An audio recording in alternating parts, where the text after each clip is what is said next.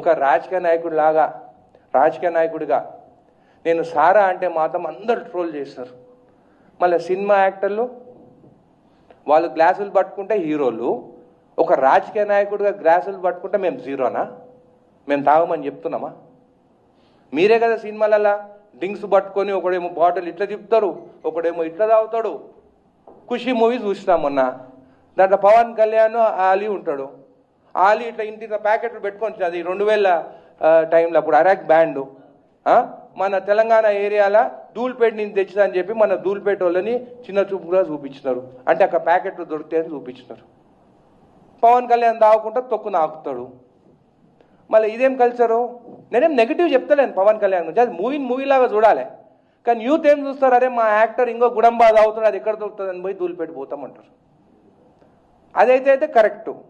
ఒక రాజకీయ నాయకుడిగా నేను సారా అంటే మాత్రము అరుగో కాంగ్రెస్ ఎమ్మెల్యే సారా తాగమంటు, నేను తాగమని చెప్తలేను. నేను ఇప్పటికి చెప్తున్నా తాగొద్దంటున్నాను.